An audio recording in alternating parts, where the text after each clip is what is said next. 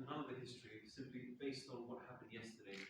The Supreme Court ruling in India essentially has validated, no, more than that, it's legalized occupation. It would be the same thing, and I apologize for invoking history, but it would be the same way that the British Raj would have told the people of India at the time, or the East India Trading Company at the time, that whatever we're doing is in your best interests. The right to self-determination is not just something in the United Nations, it's something that we were promised by the Indian government, as well as, of course, Security Council resolutions. So the legalization of occupation is not just the only problem, it is the consequences of that.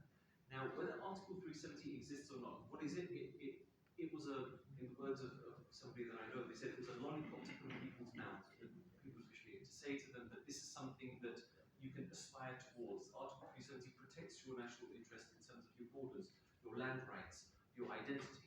By erasing Article 370, essentially we are no different to the people of Gujarat, no different to the people of Maharashtra, no different to anybody else in India, even though we are still supposed to be a disputed territory. International law says we are a disputed territory, and they've essentially absorbed us. So, and that's the Supreme Court's ruling, that we are as the same as anybody else. Our lands now no longer belong to us. Anybody can purchase it.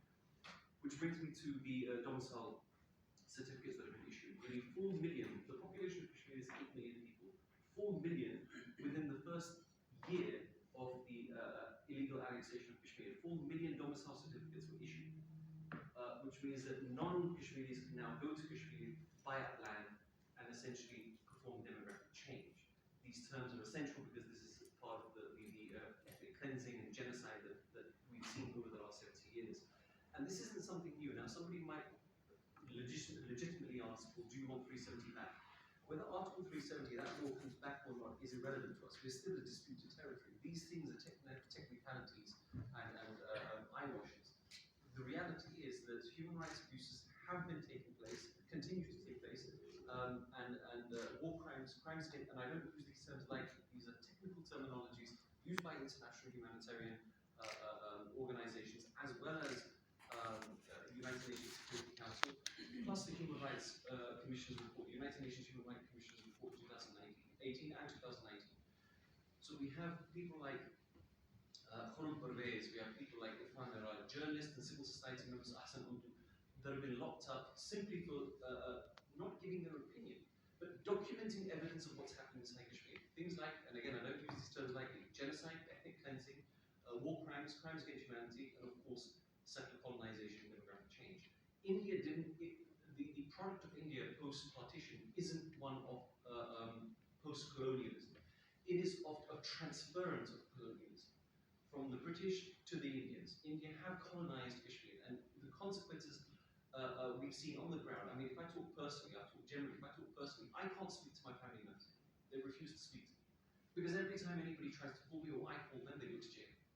I've lost, just last year, I lost an uncle that was assassinated because a few months prior to speaking to me, a few months after speaking to me, he was assassinated. My cousins go to jail because they tweeted something in Facebook, because I did an interview somewhere and they tweeted it, sorry, not tweeted, they put it on Facebook. They went to jail. One of them is still in jail, it's been 3.5 years. My father, after he passed away, his body was refused, the Indian government refused to allow his body to go back to his ancestral home.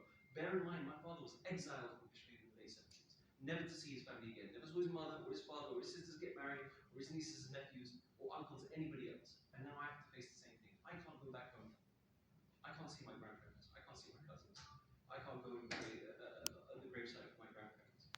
All my cousins and aunts and uncles have died or getting married. I can't share in their happiness or in their misery. I can do nothing. And on top of that, now people like myself and other Kashmiris are not only targeted by social media, but the Indian government. We're charged under draconian laws. We have letters sent to our homes. And if I may invoke, with the respect, and if I may, for my Sikh brothers here, if I may invoke the case of Shahid Nijal, who was assassinated in Canada. And that wasn't the first assassination. We've seen multiple attempted assassinations by the Indian government. When Prime Minister Trudeau mentioned it, they brushed it off. And suddenly when the Americans had intel, it's become an issue. This is a reality. with respect, when you mentioned that what could we do, I think if there is one takeaway that I can offer in my very brief and humble input, is that protect dissidents, protect those people that are enforcing their right to free speech. Nobody is asking for the destruction of anybody. Nobody is asking for annihilation of anybody else. We are asking for the rights that everybody in this room is enjoying in this country right now. All we ask for are the same rights that everybody should be entitled to all over the place. It doesn't matter the religion, caste, creed, or color. It is about the humanity in this. I have probably nothing in common with this person here apart from the fact that we both human. Or for that matter, in terms of religion, my Sikh brothers and myself, we have nothing in common in our religion except for the fact that we have a mutual respect for each other. And I would be prepared to go so far as to say that if they were in trouble, I would stand not just side by side with them, but in front of them. I would take the bullet because they are suffering equally as we are. The problem isn't about just when we talk about human rights, we talk about the protection of human rights, which is essential. Let us